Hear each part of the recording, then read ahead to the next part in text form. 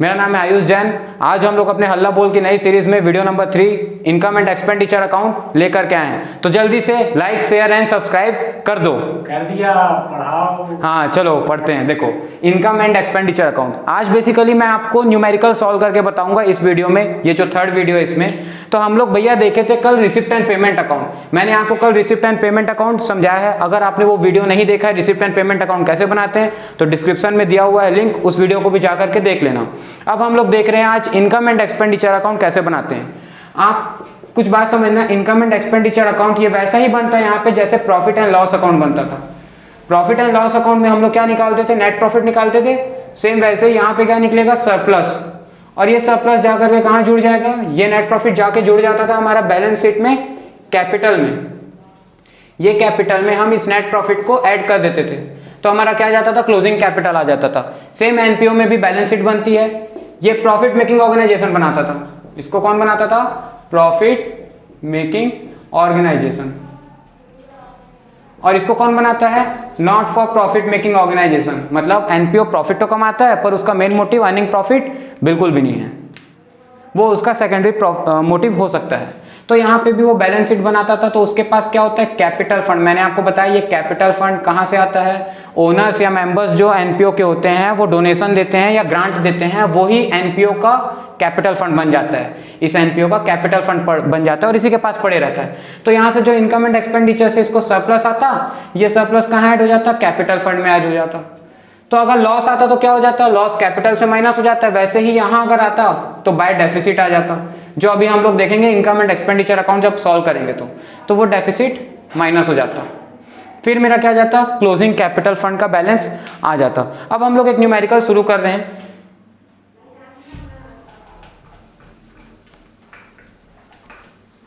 देखो बोला क्या है क्वेश्चन में, on the basis of the following information calculate amount of stationery to be debited to income and expenditure account.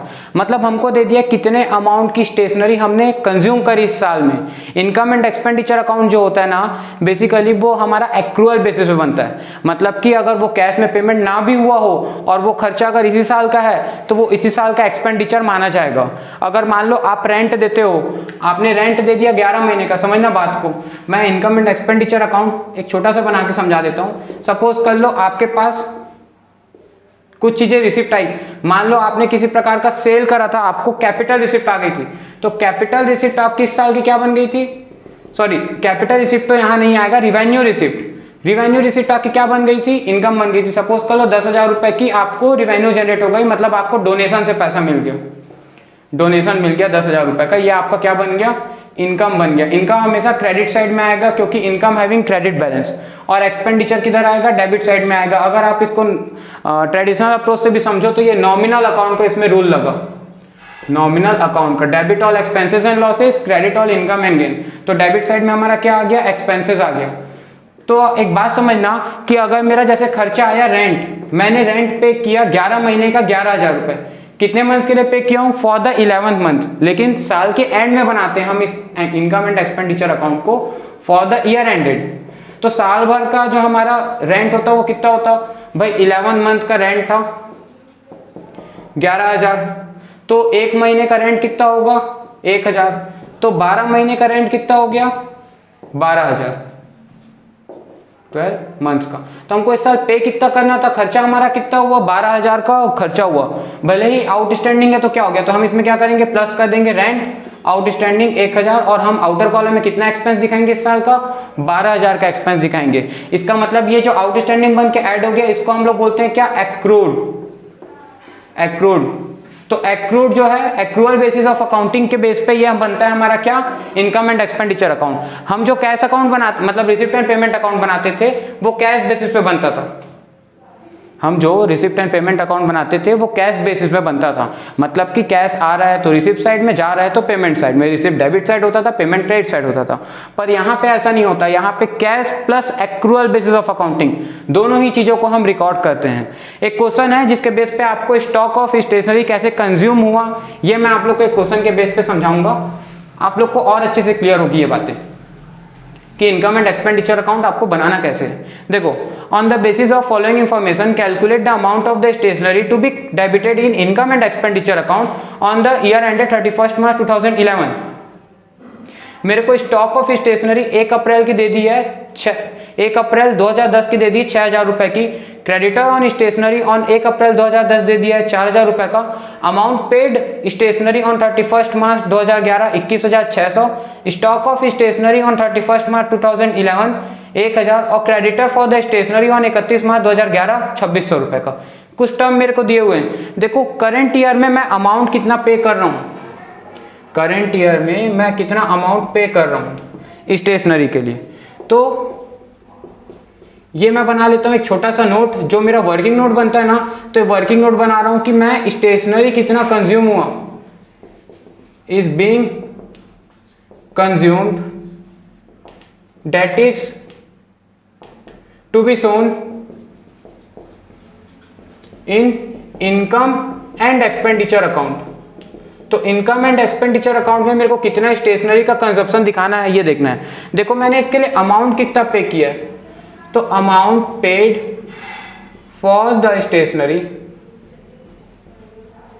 मैंने stationery के लिए जो पेमेंट किया वो पेमेंट है 21,600 रुपए का, इस साल मैं पे कर रहा हूं। आप क्वेश्चन में देखो, amount paid for the stationery during the current year आपको दिया हुआ है 21,600 रुपए का। इसमें मैं ऐड कर दूंगा क्या, जितना भी मेरे पास स्टेशनरी का स्टॉक इस साल ओपनिंग डेट पे पड़ा हुआ है, मतलब पिछले साल 1 अप्रैल 2010 का आपको देखो ओपनिंग स्टेशनरी दिया है, वो पिछले साल की स्टॉक था, तो इस साल का वो क्या बन जाएगा, ओपनिंग स्टॉक बन जाएगा। तो ये भी तो मेरे पास यूज होने के लिए पड़ा हुआ है ना, तो ओपनिंग स्टॉक कितना दिया हुआ है मेरे को, 6,000 रुपए का स्टेशनरी का दिया हुआ है क्वेश्चन में। ये पिछले साल का था क्लोजिंग, तो इस साल का क्या बन गया, ओपनिंग बन गया। अब इसके लिए मेरे पास क्रेडिटर थे मेरे एंड में, एट द एंड में जो मेरे क्रेडिटर थे वो 2,600 के थे। बात समझना मैं क्या बोल रहा हूँ। अगर मान लो इस साल ओपनिंग स्टॉक था मेरा 6,000 का, तो वो इसी साल कंज्यूम हुआ होगा।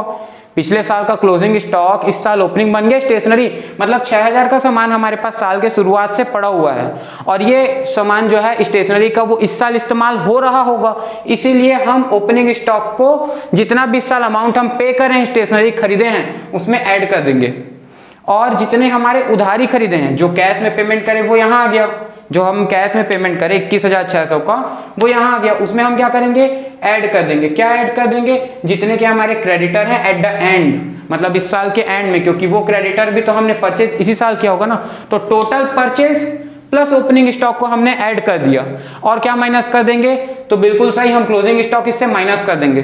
तो क्या लेस करने वाले हैं अब हम लोग, लेस दो चीजें, एक तो सबसे पहले क्लोजिंग स्टॉक, मतलब इस साल के एंड में, ये प्रीवियस ईयर का क्लोजिंग था, जो करंट ईयर में स्टॉक माइनस अभी इस साल ऐड हो गया, और करंट ईयर में जो करंट ईयर के एंड में जो हमारा बनेगा क्लोजिंग स्टॉक, वो स्टॉक हमारा इस साल तो कंज्यूम नहीं हुआ होगा ना, हम क्या निकाल रहे हैं, कंजप्शन। हमेशा याद रखना, कंजप्शन निकालना है कि इस साल कंज्यूम कितना किए, और ये जो स्टॉक है ये इस साल कंज्यूम नहीं होगा, नेक्स्ट ईयर में कंज्यूम होगा, आने वाले सालों में कंज्यूम होगा। ये कितने का स्टॉक था हमारा, क्लोजिंग स्टॉक था 1,000 का, ये हम माइनस कर देंगे, माइनस को हमेशा ब्रैकेट में दिखाना बेटा। और क्या चीज हम माइनस कर देंगे, तो हमको देखो, आपको क्वेश्चन में दिया हुआ है स्टेशनरी क्रेडिटर 2009-10 में, फॉर द ईयर 2009-10 में आपके ओपन, मतलब प्रीवियस ईयर के क्रेडिटर आपके कितने थे, तो प्रीवियस ईयर के आपके क्रेडिटर थे 4,000 रुपए के। अब एक बात समझना, जो प्रीवियस ईयर के क्रेडिटर हैं, पिछले साल के क्रेडिटर हैं, उसको आपने कहीं ना कहीं पेमेंट इस अमाउंट में इंक्लूड करा होगा, और भाई आपको निकालना कंजप्शन इस साल का है ना, ये जो क्रेडिटर बने होंगे ये पिछले साल हमारे ऐड हो गए होंगे, पिछले साल में ऐसे एट द एंड करके, और कंजप्शन में जुड़े होंगे पिछले साल के, पर उसका पेमेंट हमने इस साल किया है, तो हम अपने पेमेंट से उसको माइनस कर देंगे, ताकि नेट क्या निकल जाए, इस साल कितना हमने कंज्यूम किया ये निकल जाए। तो ऐसा करने से क्या निकल गया आपका, कितने की आपने स्टेशनरी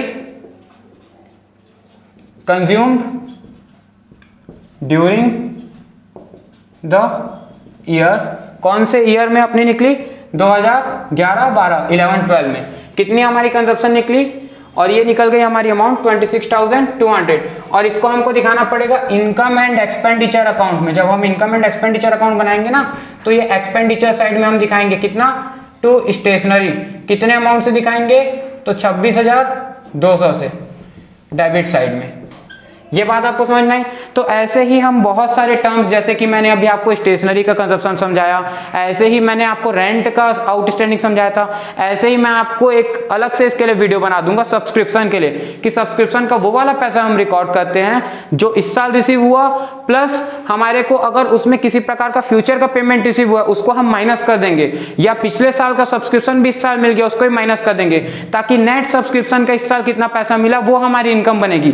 यहां पे कॉमनली डाउट आता है कि सब्सक्रिप्शन का रिसिप्ट एंड पेमेंट अकाउंट में भैया सब्सक्रिप्शन का पैसा हम अलग लिख रहे हैं और इनकम एंड एक्सपेंडिचर अकाउंट में उसको हम अलग लिख रहे हैं, तो ऐसा क्यों हो रहा है? तो ये हम लोग आपको नेक्स्ट वीडियो में और अच्छे से समझाएंगे।